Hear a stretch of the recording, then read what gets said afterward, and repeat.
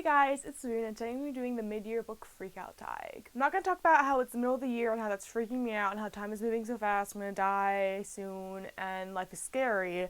I'm going to breeze past that, and we're just going to get on to the tag. Before we get started though, I do want to say that I'm skipping some questions, like the one about a fictional crush, because that just does not apply to me. So, let's get started. The first question is, what is the best book you've read so far this year? And my answer for that is Asada, an autobiography by Asada Shakur. This seems to be really self-explanatory. It's Asada's autobiography. If you don't know who Asada is, she was a Black Panther, and she was arrested. She was accused of killing a police officer. I don't believe that she did.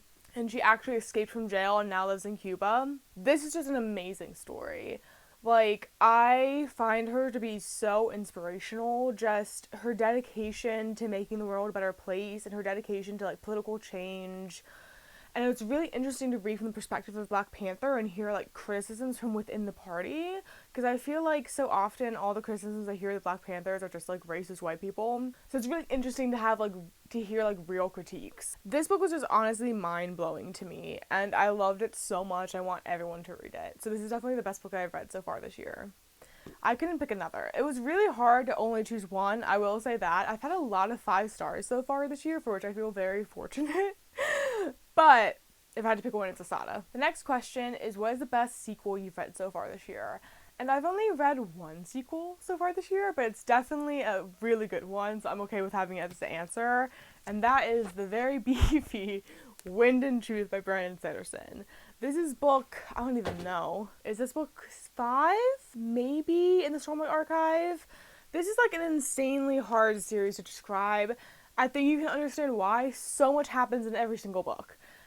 And it's just like, how do I even start to summarize what this series is about? Essentially, this is a high fantasy series that takes place in this world that's like ravaged by storms. I don't know how to summarize this.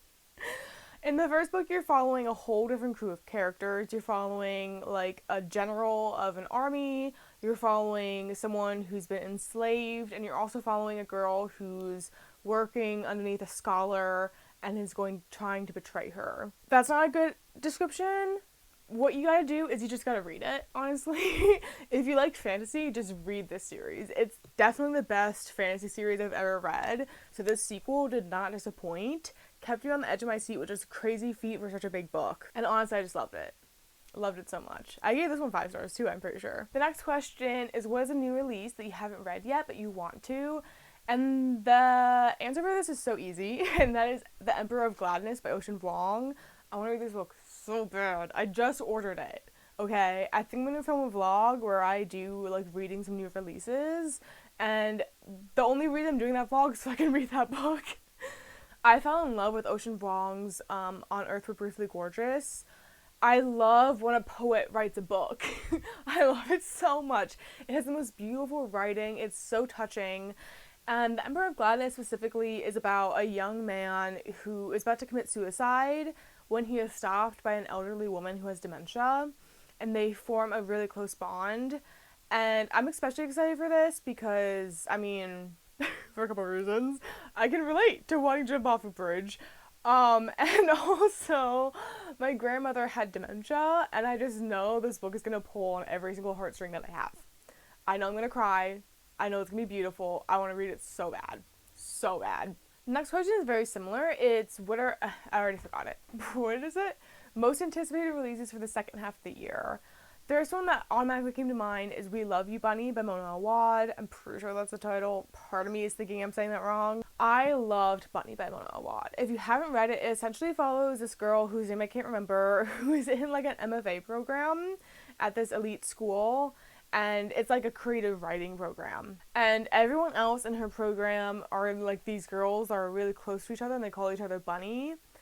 And she totally hates them, but then one day she's invited into the inner circle and things just get absolutely batshit crazy from there. It is an insane book. I love it so much. So I'm really excited. This is the sequel. I'm really excited to read it. But also I have to say, I also really want to read I don't know how to say it. Catabasis, I think, by R.F. Kuang. I will read anything R.F. Kuang writes. It's just as simple as that. but I love her fantasy the most. I think she can write fantasy like no one else can. Like her and Brandon Sanderson, top fantasy authors that exist. Yeah, I stand by that. I stand by that. Just amazing, amazing, amazing. Calabasas. I think it follows like two students who have to go to hell to get their advisor because they need him to write them letters of recommendation. Sounds fun. Sounds cool. I'm into it. Anything R.F. Kuang writes, I'm into. Next question is, what is your biggest disappointment so far this year? And that very, very, very sadly goes to Fundamentally by Nasaiba Yunus. This book I wanted to read so bad as soon as I heard about it. It's essentially following this woman who just got out of like her first relationship, and she is invited to work at the UN to rehabilitate ISIS brides, and things just get more complicated after she arrives. It just sounds so interesting, it sounds so good, but overall it was just okay. I don't want to say that's a bad book because I really don't think it is, and I think a lot of people would still like it, but just for me personally, it was really hard for me to get into. I really didn't like the humor. I appreciate that she was trying to like make it more real and not like totally serious. I don't know. And it's also hard because like I wanted to learn about how to rehabilitate ISIS brides because I thought that was a fascinating topic, and the author has actually done it herself. But I feel like we didn't learn like anything. It was just about the main character obsessing over one specific ISIS bride and like wanting to help her specifically and kind of forgetting all the others. It wasn't for me, and that breaks my heart, but it's okay. I'll live. Next question is, what was the biggest surprise so far this year? And for me, that has to be Burnham Wood by Eleanor Catton. Is that her name? That's her name. I don't have this book with me because I lent it to a friend, but essentially this book follows a guerrilla gardening collective named Burnham Wood, and at the beginning of the book there's this, I don't know, like some natural event that closes off. It takes place in New Zealand, let me say that. And there's some natural disaster and it closes off a road, and basically it leaves this like huge farmland place. I'm good at this. Kind of cut off, except for it kind of cut off from the main road. And so the leader of this guerrilla gardening collective goes to that space, and she's intending to guerrilla garden there. And when she's there, this millionaire American shows up who has been in talks with the owner of the land. And the leader of the guerrilla gardening collective and this millionaire start this interesting relationship, is all I can say. It doesn't sound that interesting. Like, the most interesting part of it is the whole guerrilla gardening collective thing, or at least that sounds like the most interesting part. But when you read it, it goes batshit crazy, and it's so good. Oh my god, this surprised me so much, because I was liking it as I was reading it. But even as I was reading it, I was expecting it to, be like 3.5, a 4, nothing crazy.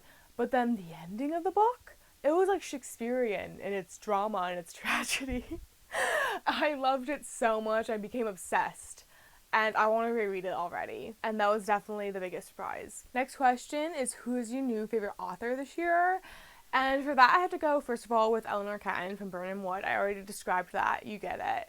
But also Charlotte McConaughey, I think is how you say her name. She wrote Wild Dark Shore, which I read just recently. Like, I finished it a couple of days ago. And holy shit, is that a good book. Wild Dark Shore, if you haven't heard of it, essentially follows this really remote island, and there's a family living on it because there's this seed bank there. And this family is kind of like the caretaker of the island, so it's like a dad and his 3 kids. And then one day a woman washes ashore. They have no idea how she got there, where she came from. She's not really giving them any answers. And it's just really mysterious, but the writing is beautiful at the same time.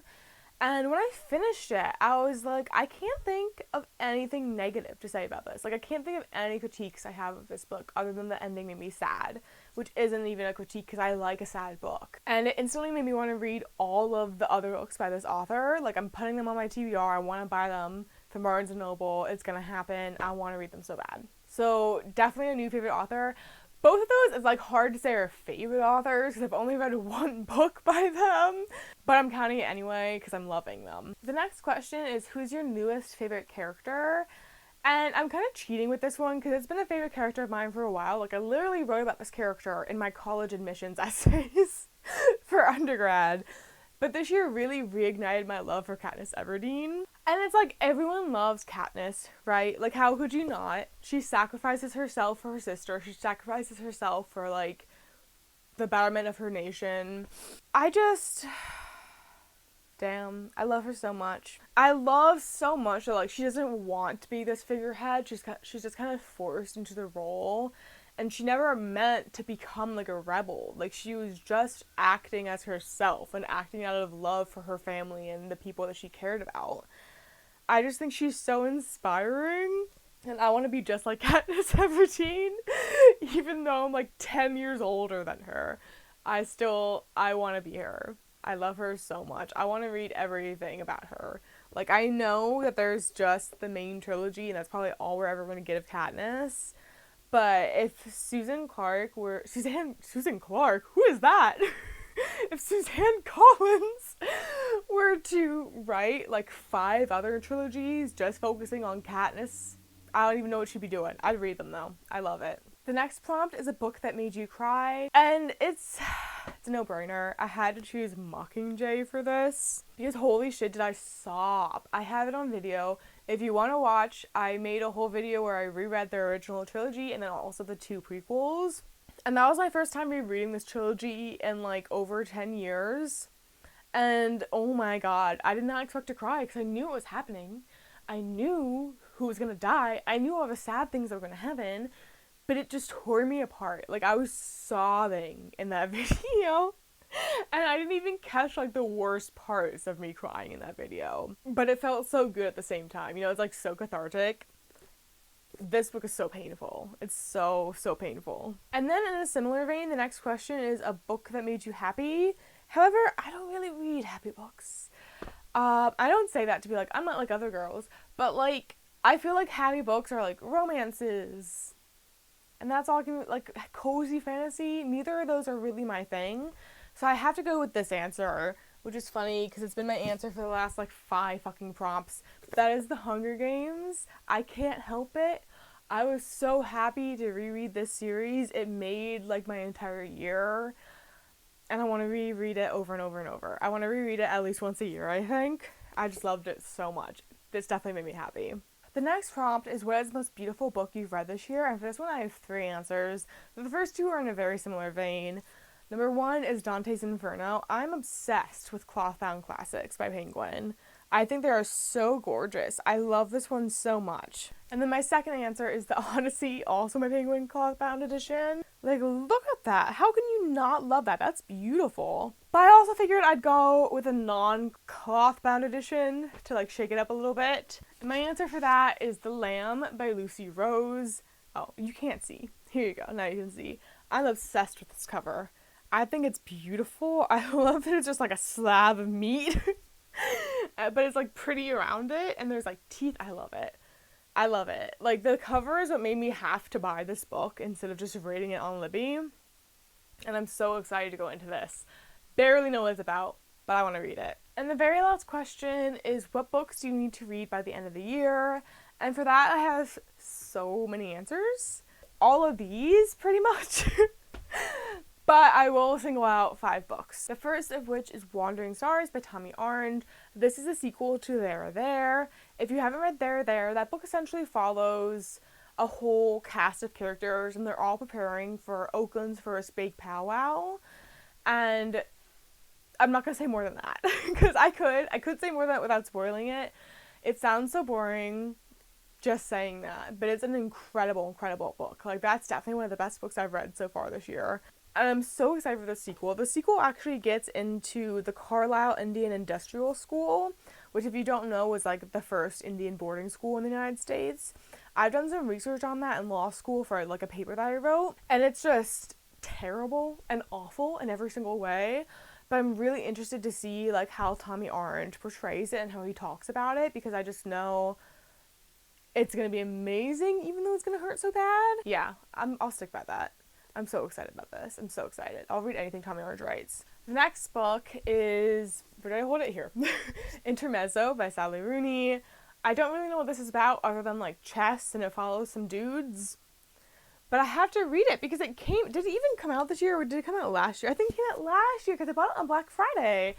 I still haven't read it. I need to read it. I'm not like a Sally Rooney stan or anything. I just really like Normal People. I actually haven't liked her other books all that much. But I heard a lot of people saying that this is her best. I heard a lot of people saying it was her worst too. But I want to read it. I want to be in the know. I want to have an opinion. Oh God. Okay. The next book is all the way like at the bottom of a huge stack of books it's like yay high. Like I'm not even exaggerating. So I'm not going to grab that. I'll just put a picture up on the screen. But the next book I really want to read is The Unworthy by Agustina Basterrica. This is the author of Tender as a Flesh, and this book follows nuns, that's all I understand, or like a convent or something, in a dystopian world. I don't need to know anything else. I absolutely love Tender as a Flesh. It's one of my favorite books. I could talk about that book for hours. I have made my friends read that book. Like, I think it's amazing. And I want to read everything else this author puts out. I really did not enjoy her short story collection, but I have hope for the novel. So, I'm going to go into it. I'm going to love it. I'm convincing myself. Next is, where did I hold it? Here. Ghost Fall by Sarah Moss. This is a teeny little book, but it just seems so interesting to me. So it follows this girl, and her father wants to live like the ancient Britons, like it's part of this like anthropology project, and he wants to survive by the tools and knowledge of the Iron Age. I don't know how that doesn't draw anyone in. Like, that alone is all I need to know. It sounds so interesting. It has a great little cover. I want to read it so bad. And then the very last book, I promise, I won't list a million others. And the very last book of this video is Bel Canto by Anne Patchett. I don't even know if I'm saying Bel Canto? I don't know. I don't know how to say it. It's fine. This book is about a hostage situation. It takes place in South America, and there's like this lavish birthday party that's being held in honor of the powerful businessman. And it's a perfect evening until a band of gun-wielding guerrillas takes the entire party hostage. But what begins as a panicked, life-threatening scenario slowly evolves into something quite different. A moment of great beauty. I need to read that. I need to know. I've also heard so many people like rave about this book, so I want to be in the know because of that reason as well. I think I'm going to love it. So there you go. That is me doing the mid-year book freakout tag. And I am in fact freaking out that it's mid-year, but it's okay. Let me know your answers to these questions down below because I would love to know, and I'll see you soon with another video. Goodbye!